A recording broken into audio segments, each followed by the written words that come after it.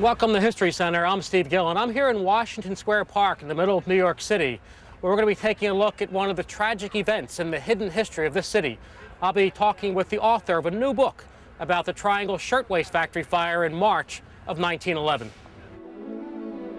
New York City, 1911. The streets of lower Manhattan are filled with horse-drawn wagons, crowded and fetid tenements, millions of people. And there are factories where workers make the shirts and dresses being worn by the rest of America. Millions of immigrants pouring into this country, the largest number of them staying here in New York, and the largest number of those going to work in the garment industry. There are more garment workers crowded into Manhattan than any other place in the world, and many of them fit the same profile. The factories were packed with young immigrants, mostly girls, young women, some in their early teens, working long days, 9, 10, 12 hours during the season, starting out at $3 or $4 a week. These are literally sweatshops. The women are expected to turn out as many garments as possible, and there is little concern about safety. New York City was run for 2 generations by a corrupt Democratic Party machine called Tammany Hall, and it operated by delivering the votes of the immigrants and taking the donations of the manufacturing and money classes, and they kept everything calm, and everybody was happy with that.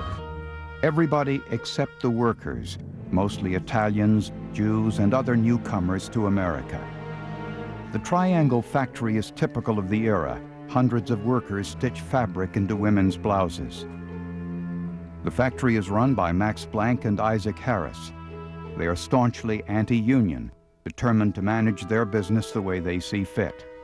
Max Planck and Isaac Harris, who owned the Triangle factory, were, by all signs, pretty adept at buying influence with Tammany Hall. When a strike came to their factory in 1909 and 1910, the Tammany Hall police harassed the picketers, arrested many of them, took them to jail.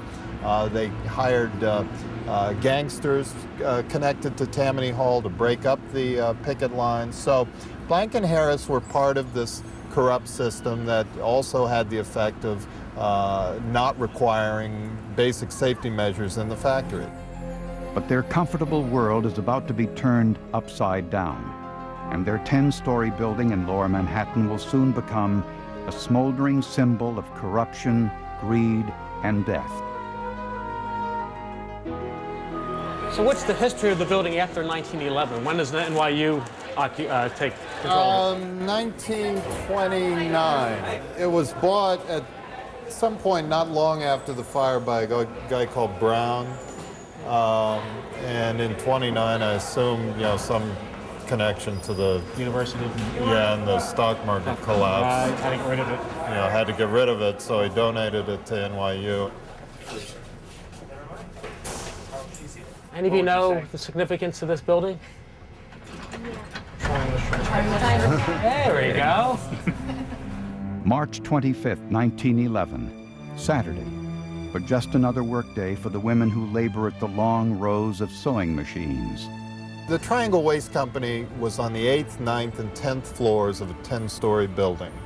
It was quitting time on a Saturday afternoon. Somebody was sneaking a smoke, dropped a match or a cigarette butt into one of these bins, and it went up like a bomb.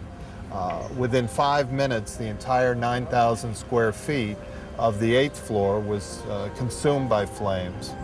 The workers on the 8th floor have enough time to escape, but hundreds of their co-workers on the floor above are caught in a death trap.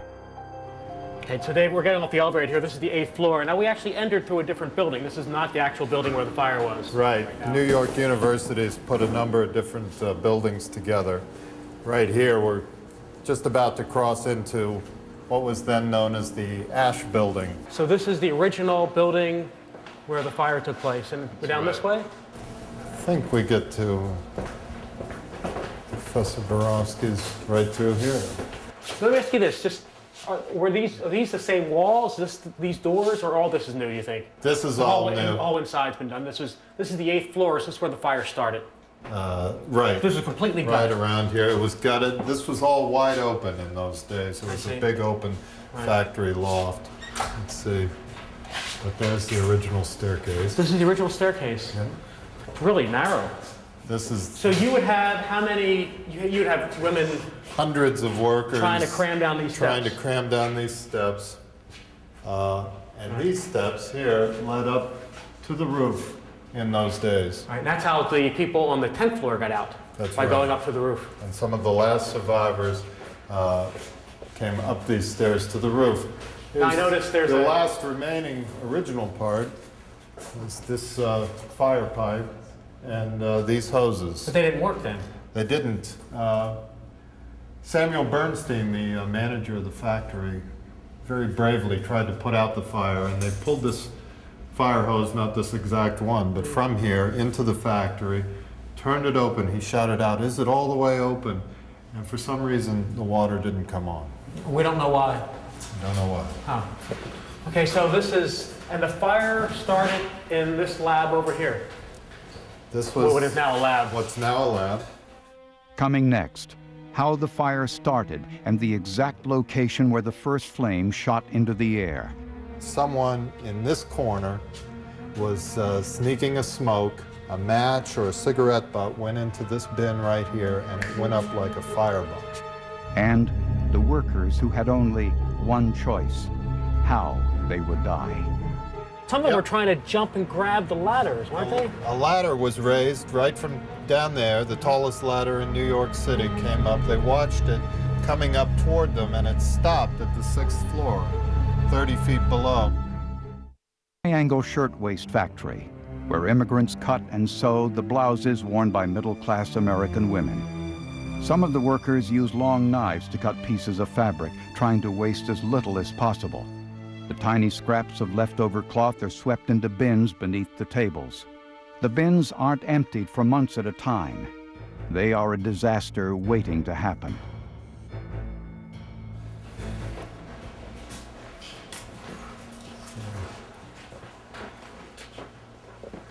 Wow. So, you know, in 1910, 1911, when this happened, about 100 Americans died on the job every day. In mine collapses, railroad crashes, ships would sink, factories would catch fire. And so what happened at the Triangle factory in scale was not that unusual. The fact that it happened in full view of thousands of people, that it happened to young women and girls, that it happened at just the moment in New York history when change was possible, that's why we remember it today. So tell me roughly where would it have started? Someone in this corner was sneaking a smoke. A match or a cigarette butt went into this bin right here, and it went up like a fireball. So how long, give me a time frame, so how long did it take for this entire floor to be engulfed in flames? It was 4:40 p.m. is when they first saw the smoke and a little flame in this bin right under this table. Within 5 minutes, the entire 8th floor was consumed in flames. That's 9,000 square feet. No one died. Everyone on this floor got out. The worst carnage is reserved for the women working on the 9th floor. As the floor fills with smoke, most are unaware that there are steps that could lead them to the roof and possible safety. The women are engulfed in heat, flames, and sheer panic. And thousands of people watched as the fire department arrived. It was something like 9/11 to have that experience of helplessness on the street as you watch trapped people having to make that terrible decision of how they were going to die. Some choose to leap to the sidewalk 9 floors below, an instant death. Others are burned alive. So David, we're now on the 9th floor. Now this is where most of the people died, right? That's right. The fire appeared on this floor right at quitting time, 4:45 p.m. It came from the far end of the factory. It cut off the exit in that corner pretty quickly. The fire escape back in that corner collapsed.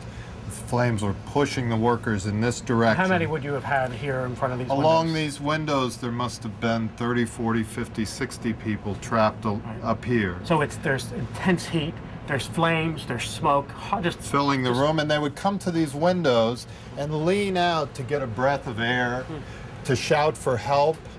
The people down on the street below were shouting, "No, no, don't jump, help is on the way." But the flames keep marching across the room. They came out on this ledge, this narrow ledge, and stood there clinging to the facade of the building. At 4:51 or 4:52, 11 or 12 minutes after the fire started on the floor below, 5 or 6 minutes after it entered this loft, a man stepped off right here. He was the first to jump. Ultimately, 54 or 55 workers died on the pavement below. Now, there was one story you tell that was especially moving about a man who stepped out onto the ledge and lifted women out, and one of them was... It's an amazing story told by the eyewitness reporter Bill Gun Shepherd, that a man stood a couple of windows down here and helped. He describes him as if helping women into a streetcar. 1, and dropped her out. 2, dropped her out. And the 3rd, he kissed and dropped her, and then he jumped after her.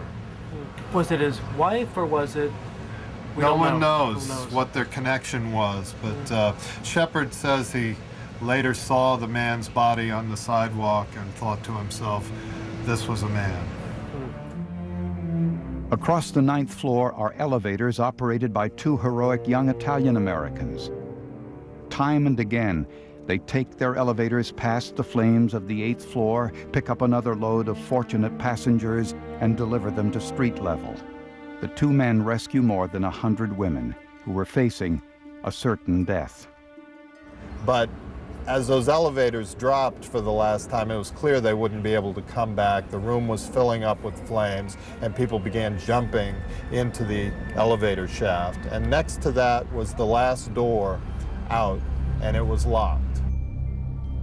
So, David, we're making our way around the 9th floor here. Now, what's the significance of this door? This is the place where the famous, infamous, notorious locked door of the Triangle Fire was hanging. In those days, because there weren't fire safety laws, the door swung in instead of swinging out. The owners kept it locked every day at closing time so that all the workers would have to leave through the other door where their bags were searched by a night watchman. They were worried about people stealing finished blouses or a little bit of lace. So it's not only locked, but this door would swing inward. So if you have a bunch of people rushing panicking people rushing here, struggling to get it open, trying to get out, and 20 bodies were found just inside the door. So they never got it open? They never got it open. Some of the women run to the fire escape at the back of the 9th floor, but it collapses under the weight of the fleeing workers, and more women plummet to their death. Okay, so we're still on the 9th floor. Now, this is a fire escape. Was this a fire escape back then? Yeah, we're going to go into the air shaft behind the Brown building over here. Now, tell me what this looked like on March 25th, 1911. Was there a fire escape here? Yeah, but not this giant, sturdy fire escape we see now. Over on that wall was hung a little 18-inch wide flimsy iron fire escape with crisscrossing ladders. You could get to them through windows like that one right there. Most of them have been bricked up, but there's one of the windows still remaining.